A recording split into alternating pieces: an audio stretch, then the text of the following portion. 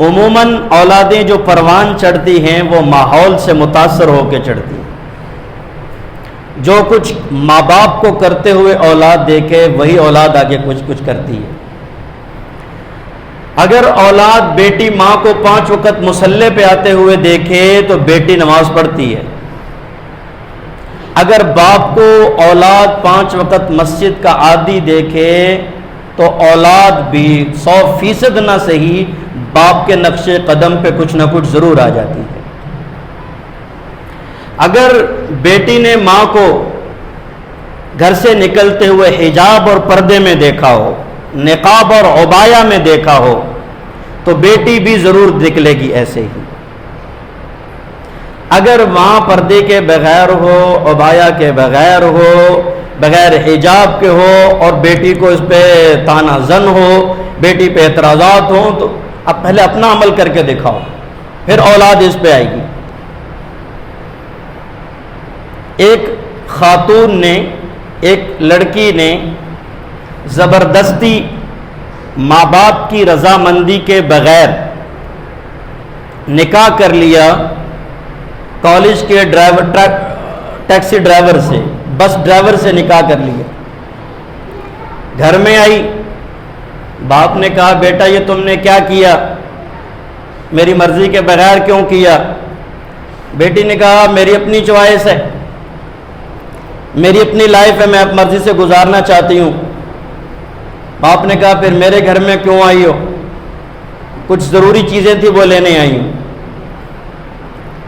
باپ نے کہا ٹھیک ہے بیٹا، میں سوائے غم کے آنسو کے کچھ اور نہیں کہہ سکتا تجھ سے، کیا کہوں؟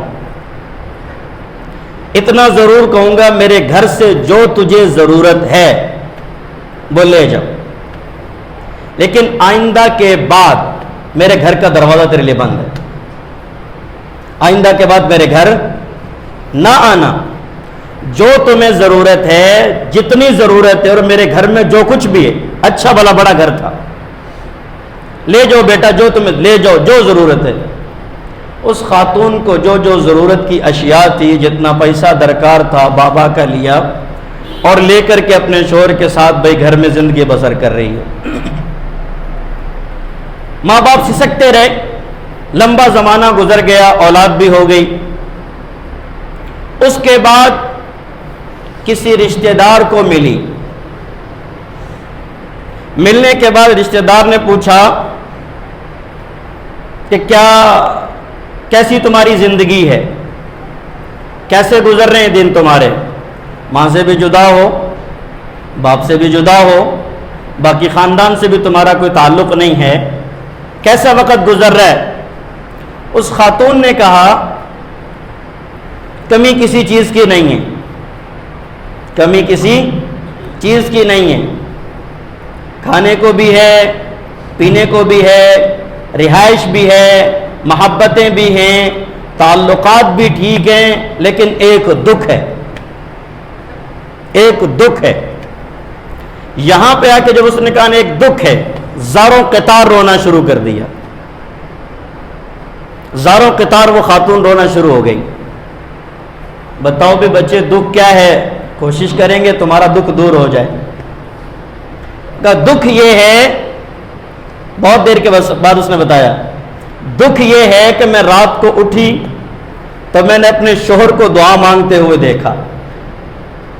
دعا کیا مانگتے ہوئے دیکھا میں نے؟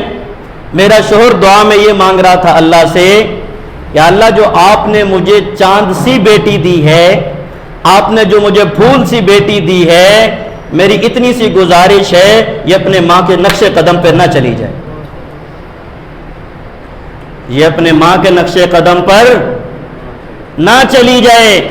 جیسے اس کی ماں نے اپنے ماں باپ کو دھوکہ دیا ہے، اپنے گھر کو چھوڑا ہے اور ان کی آتما کو رولا ہے، ان کو رلایا ہے، بڑھاپے میں ان کو رسوا کیا ہے، اے اللہ کہیں میری بیٹی ایسی نہ ہو جائے، مجھے یہ دکھ ہے۔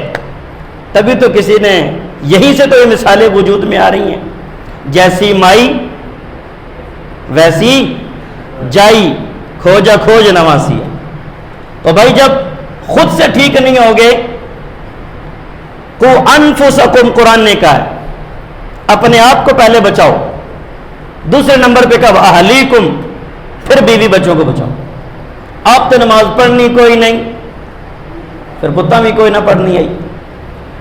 آپ نے بھی خود بھی سیدھے کہا جب باپ خود اپنے ہاتھ سے کنجروں پہ پیسے پھینک رہا ہوگا بیٹا ایک قدم آگے جائے گا.